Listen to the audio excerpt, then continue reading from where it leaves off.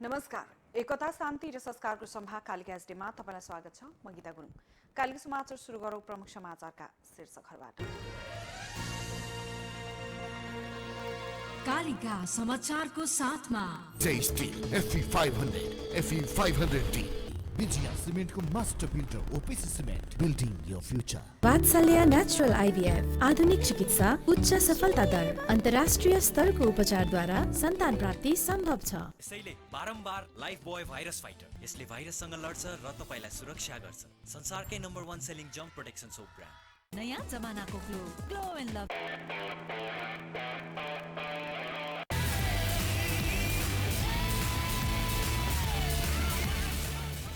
Yes, Yamaha.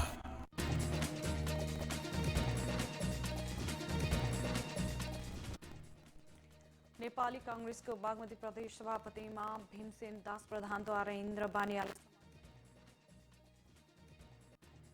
Koirala पक्षको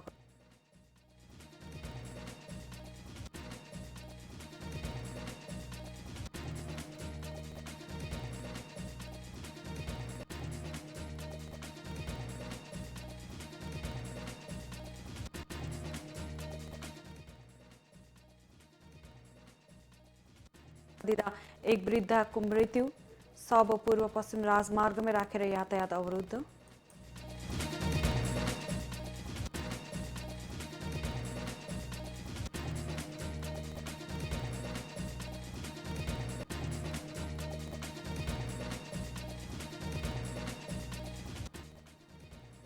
बेलायतमा घटेन कोरोना भाइरसको संक्रमण, सतर्क रहन प्रधानमन्त्री बोरिस जोन्सनको आग्रह।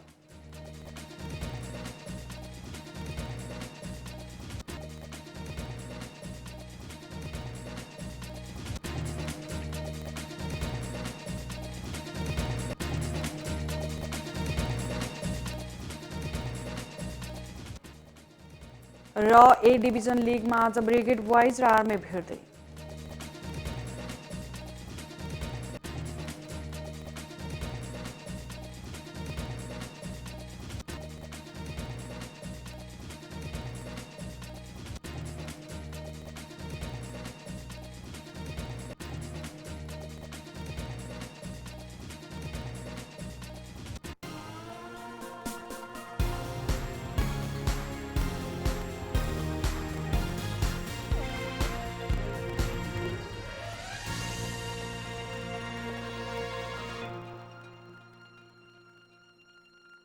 कालिका समाचार सुरु गरौँ राष्ट्रिय समाचारबाट। नेपाली कांग्रेसको बागमती प्रदेश सभापतिमा भीमसेन दास प्रधानले इन्द्र बानियालाई समर्थन गरेका छन्। पहिलो चरणमा तेस्रो भएका प्रधानले पहिलो हुने इन्द्र बानियालाई समर्थन गरेका हुन्। उनले आफूले मात्र निर्णय नगरेको भन्दै सभापति शेरबहादुर देउवालाई नै सहयोग पुग्ने गरी टिममा छलफल गरेर निर्णय लिएको बताएका छन्। यसैबीच नेपाली कांग्रेसको प्रदेश अधिवेशनतर्फ लुम्बिनी प्रदेशमा सभापतिको प्रारम्भिक मतपरिणाम सार्वजनिक भएको छ। प्रारम्भिक मतपरिणाममा पौडेल कोइराला पक्षका अमरसिंह पुन अगाडि देखेका छन्। 265 मत गनिसक्दा पुनले 157 मत पाएका छन्। उनका प्रतिद्वन्दी देउबा पक्षका भरत कुमार शाहले 107 मत पाएका हुन्। 50 मतले अगाडि देखेका पुन यसअघि रोल्पाका सभापति हुन्। उनी संविधान सभा सदस्य र राज्यमन्त्री समेत भइसकेका छन्। प्रतिद्वन्दी शाह वर्तमान सांसद तथा लेखा समितिका सभापति समेत हुन्। यस्तै गण्डकी प्रदेश समितिको पदाधिकारीमा एक पद बाहेक सबै पदमा रामचन्द्र पौडेल पक्षका उम्मेद्वारहरू विजय भएका छन्। शनिबार भएको मतदानको आइतबार आज बिहान भएको मतपरिणाम अनुसार सभापति पदमा पौडेल पक्षका उम्मेद्वार कास्कीका शुक्रराज शर्माले शेरबहादुर देउवा पक्षका उम्मेद्वार पर्वतका अर्जुन प्रसाद जोशीलाई 84 मतले पराजित गरेका छन्। निर्वाचन समितिका सदस्य विष्णु कुशल भुजेलका अनुसार कुल 1165 जना मतदाता रहेको गण्डकीमा 1146 अर्थात् 98.36% मत खसेको थियो। त्यो मध्ये 612 मत शर्माको पक्षमा र 528 मत जोशीको पक्षमा खसेको छ। यस्तै नेपाली कांग्रेस सुदूरपश्चिम प्रदेशको सभापतिमा संस्थापन पक्षका वीरबहादुर बलायर निर्वाचित हुनुभएको छ। बलायरले संस्थापनेतर पक्षका नारायण दत्त मिश्रलाई 408 मतले फराकिलो अन्तरले पराजित गरी निर्वाचित हुनुभएको हो। बलायरले 688 मत प्राप्त गर्नुभएको थियो। यस्तै मिश्रले 280 मत प्राप्त मात्र पाउनुभएको थियो। कुल 1026 जना प्रतिनिधि मध्ये 1003 जनाले मतदान गरेका थिए। पदाधिकारीमा पनि उहाँकै प्यानल विजय भएको छ। यस्तै नेपाली कांग्रेस कर्णाली प्रदेशको सभापतिमा ललित जंग शाही विजयी हुनुभएको छ। शाही संस्थापन समूहका हुन्। कुल खसेको 754 मत मध्ये ललित जंगले 422 मत प्राप्त गरेका छन्। उहाँका प्रतिस्पर्धी भूपेन्द्र जंग शाहीले 317 मत प्राप्त गरे भने मोतीराम बलले 7 मत प्राप्त गरेका छन्। खसेको कुल मतमध्ये 8 मत बदर भएको थियो। भूपेन्द्र जंग संस्थापन इतर पक्ष हुन् भने मोतीराज पार्टी उपसभापति विमलेन्द्र निधि समूहका हुन्। सभापति बाहेकका अन्य पदाधिकारी तथा सदस्यहरूको मतगणना जारी रहेको छ।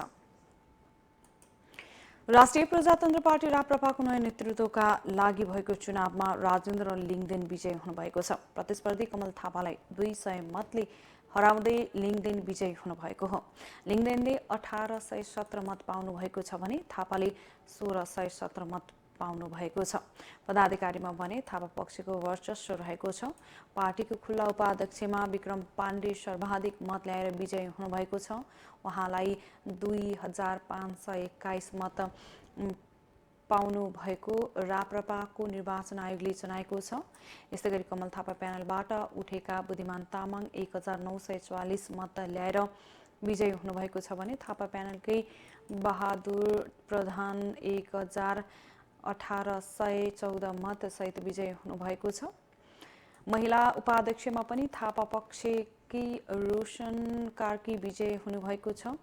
उहाँले 1689 मत पाउनुभएको छ। महामन्त्रीको प्रतिस्पर्धामा थापा पक्षकै भुवन पाठक 1805 मत सहित विजयी हुनुभएको छ भने लिङदेन पक्षका धवल शमशेर राणाले सर्वाधिक 2221 मत सहित विजयी हुनुभएको छ। यस्तै महिला महामन्त्रीतर्फ भने कमल थापा समूहकी कुन्ती शाही विजयी हुनुभएको छ। उहाँले 2008 मत पाउनुभएको छ। लिङदेन पक्षकी रेखा थापाले भने पराजित हुनुभएको छ। थापाले 1640 मत ल्याउनु भएको छ। त्यस्तै गरी राप्रपाका नवनिर्वाचित अध्यक्ष राजेन्द्र लिङदेनले आजदेखि पार्टी एक ढिक्का भएर अघि बढ्ने बताउनु भएको छ। मत परिणाम सार्वजनिक भएपछि नेता कार्यकर्तालाई सम्बोधन गर्दै उहाँले अब राष्ट्र प्रमुखका रूपमा राजा र सोझे जनताले चुन्न पाउने प्रधानमन्त्रीय प्रणालीका लागि राप्रपाले अभियान अघि बढाउने बताउनुभयो। नयाँ राप्रपा निर्माणका लागि जिम्मेवारी आफ्नो काँधमा आएको भन्दै उहाँले अब परिणाम आफूले देखाउने बताउनुभयो। राप्रपा जीवनको कमजोर अवस्थामा छ। उहाँले राप्रपालाई गतिशील बनाउने पनि बताउनु भएको छ।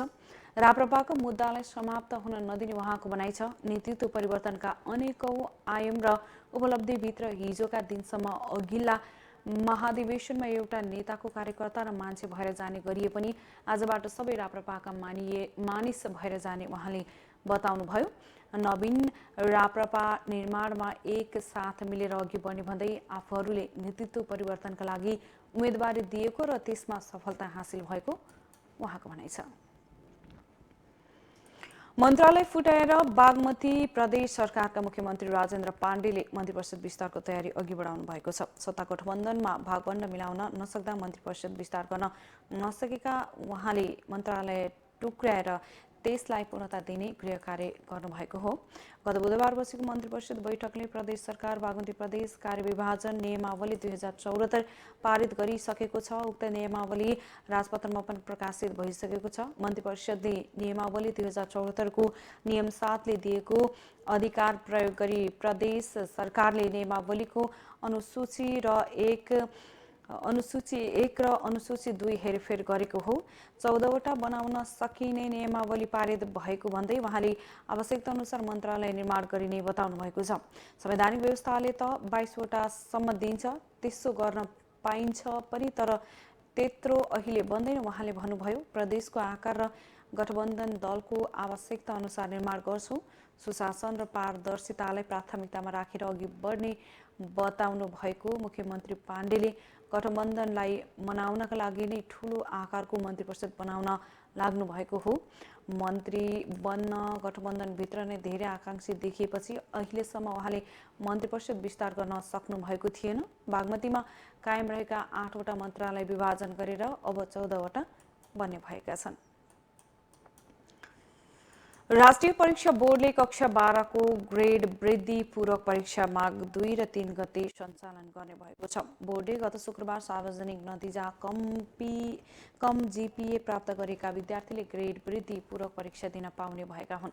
बोर्डले सूचना जारी गर्दै अन्य सबै विषयमा C+ वा सोभन्दा माथिल्लो ग्रेड प्राप्त गरी बाँकी बढीमा 2 विषयमा C वा D+ ग्रेड प्राप्त गरेका विद्यार्थीहरूले उक्त 2 वा ती मध्ये कुनै एक विषयमा ग्रेड वृद्धि परीक्षा दिन सक्ने जनाएको छ।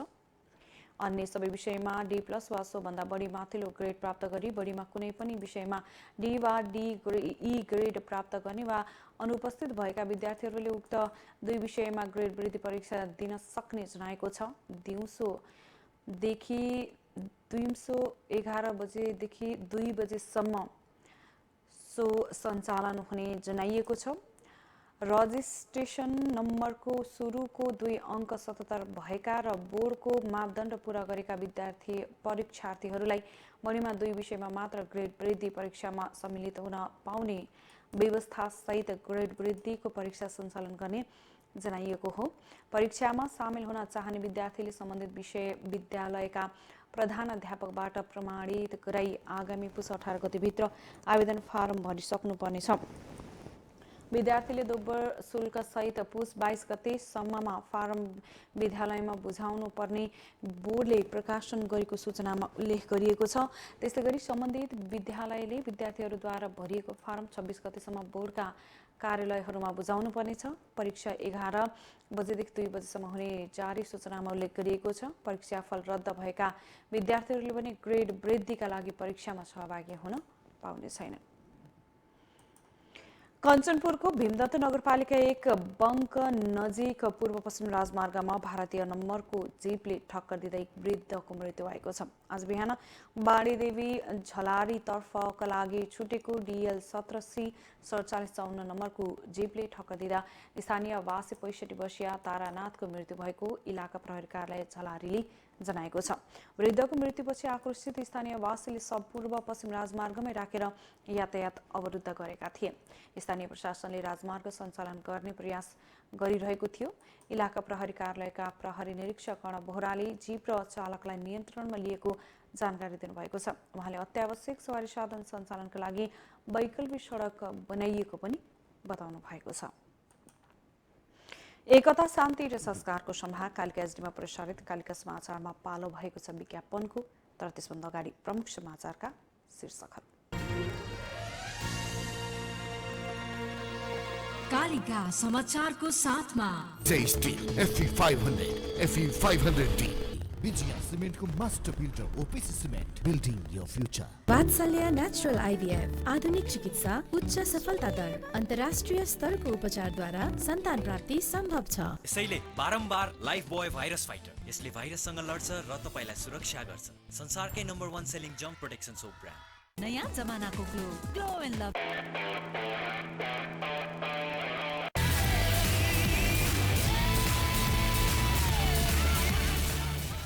Yes, Yamaha.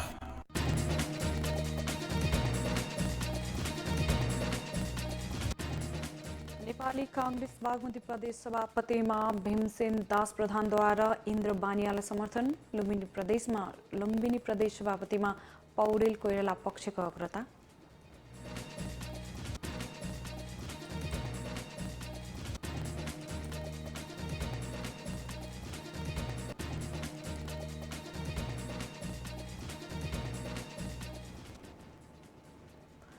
कञ्चनपुरको कृष्णपुरमा भारतीय नम्बरको जीपले ठक्कर दिँदै एक वृद्धको मृत्यु।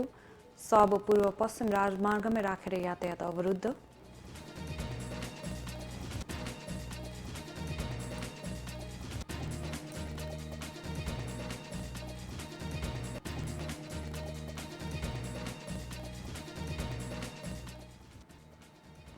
बेलायतमा घटेन कोरोना भाइरसको संक्रमण। सतर्क रहन प्रधानमन्त्री बोरिस जोन्सनको आग्रह।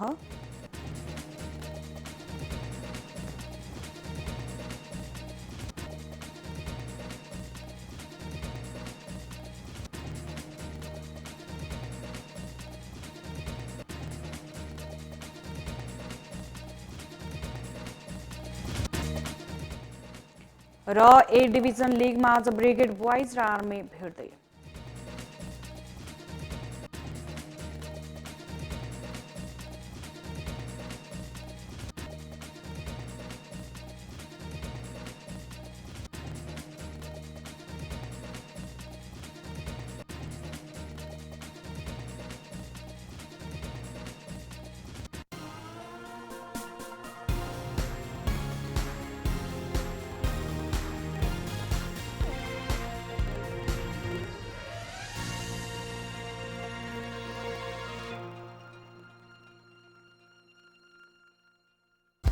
कसम छ यो मातृभूमिको साथ छ मलाई मेरो जगदम्बा सिमेन्टको।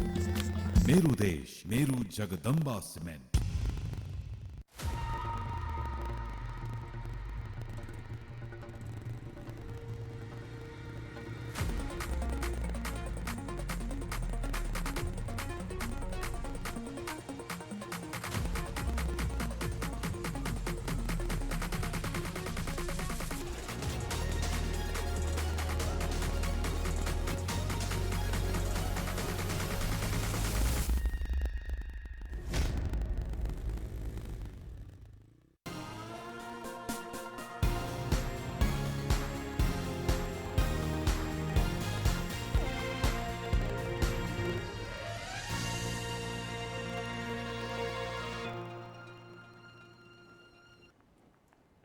विज्ञापनपछि कालीका समाचारमा पुनः स्वागत छ।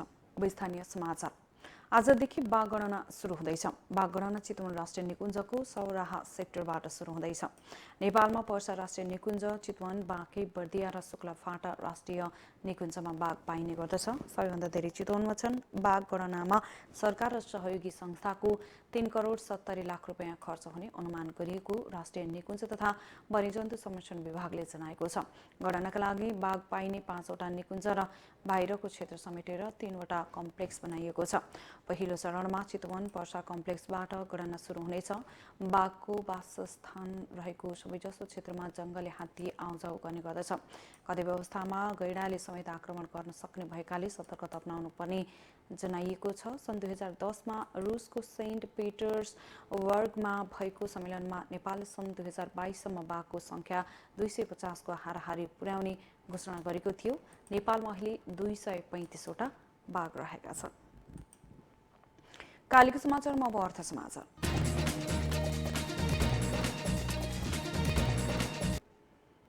देशकै प्रमुख व्यापारिक नाका वीरगञ्ज भन्सार प्रयोग गरी भारत तथा तेस्रो मुलुकतर्फ हुने नेपाली वस्तुको निर्यातमा उल्लेख्य वृद्धि भएको छ।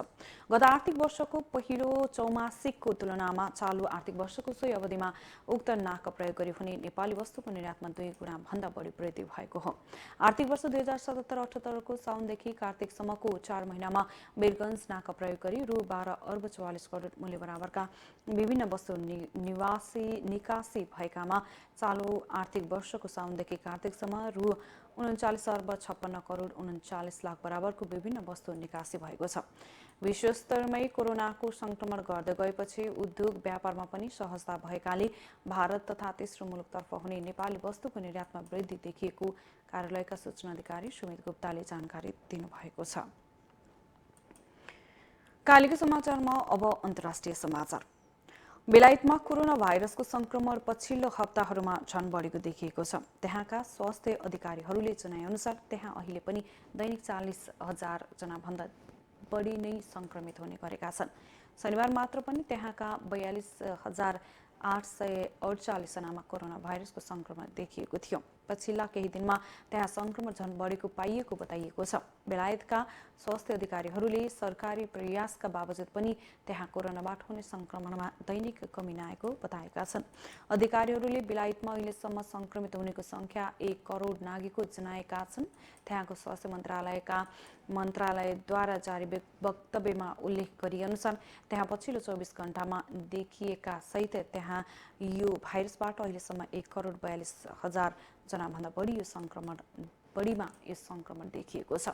बेलायतका स्वास्थ्य अधिकारीहरूले गएको 24 घण्टामा मात्र त्यहाँ यो सङ्क्रमणबाट व्यक्ति 127 जनाको मृत्यु भएको छ। यो सँगै बेलायतमा अहिलेसम्म कोरोनाका कारण 1,45,000 भन्दा बढीको मृत्यु भएको छ।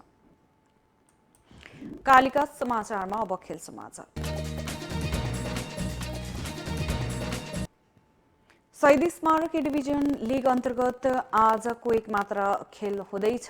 10औं रङ्गशालामा साँझ 4:45 बजे सुरु हुने खेलमा ब्रिगेड बोइज क्लब र त्रिभुवन आर्मी क्लब बीच भिडन्त हुनेछ। बलियो टिम आर्मी विरुद्ध मैदानमा उत्रन ब्रिगेड बोइज तनावमा हुनेछन्। जारी लिगमा सुरुका 2 खेलबाट 4 अङ्क जोडेको ब्रिगेड आज दोस्रो जितको खोजीमा हुनेछ। उता आर्मी भने पहिलो जितको खोजीमा रहनेछ। अघिल्ला 2 खेलमा बलियो टोलीहरू मछेन्द्र र पुलिस क्लबसँग बराबरी खेलेको आर्मी क्लबको 2 अङ्क मात्रै रहेको छ। लिगमा 3 खेलबाट 7-7 अङ्क जोडेका सातदोबाटो युथ क्लब र मछेन्द्र क्लब क्रमशः पहिलो र दोस्रो स्थानमा रहेका छन्। तेस्रो स्थानको शङ्कटा क्लबको 5 अङ्क छ। पुछारमा रहेका एपीएफ र जावलाखेल युथ क्लबले अङ्क जोड्न सकेको छैन। एकता शान्ति र संस्कारको सभा कालिका एसडीएममा प्रसारित कालिका समाचारको अन्त्यमा प्रमुख समाचारका शीर्षकहरू फेरि एकपटक। कालिका समाचारको साथमा Jai steel FE500 FE500D Vijaya सिमेन्टको master builder OPC cement building your future. Vatsalya natural IVF आधुनिक चिकित्सा उच्च सफलता दर अन्तर्राष्ट्रिय स्तरको उपचारद्वारा सन्तान प्राप्ति सम्भव छ। यसैले बारम्बार लाइफ बोय भाइरस फाइटर, यसले भाइरससँग लड्छ र तपाईलाई सुरक्षा गर्छ। संसारकै number 1 selling jump protection soap brand. नयाँ जमानाको ग्लो एन्ड लभ।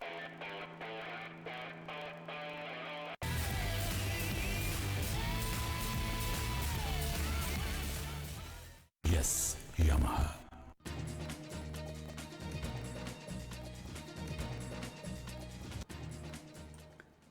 नेपाली कांग्रेसको बागमती प्रदेश सभापतिमा भीमसेन दास प्रधानद्वारा इन्द्र बानियालाई समर्थन। लुम्बिनी प्रदेश सभापतिमा पौडेल कोइराला पक्षको अग्रता।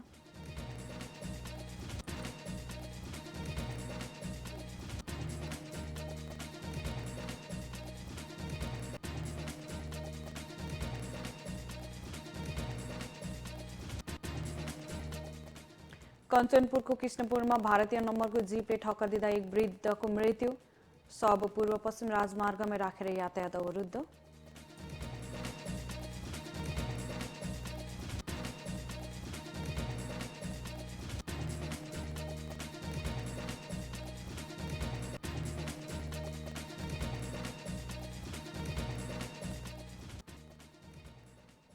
बेलायतमा घटेन कोरोना भाइरसको संक्रमण। सतर्क रहन प्रधानमन्त्री बोरिस जोन्सनको आग्रह।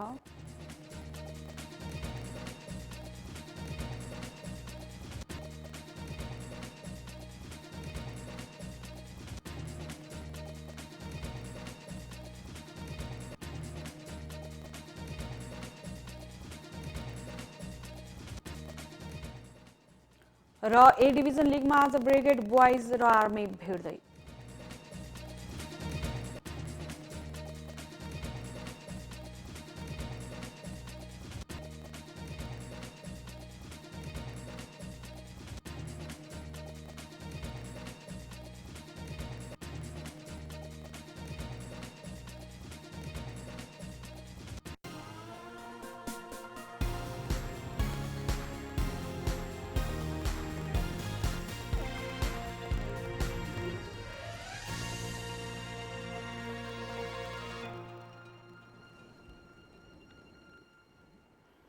एकता शान्ति र संस्कारको सभा कालिका एसडीमा प्रसारित कालिका समाचार अहिलेका लागि यति नै। हेर्दै गर्नुहोला कालिका एसडी। म गीता गुरुङ बिदा हुन्छु। नमस्कार।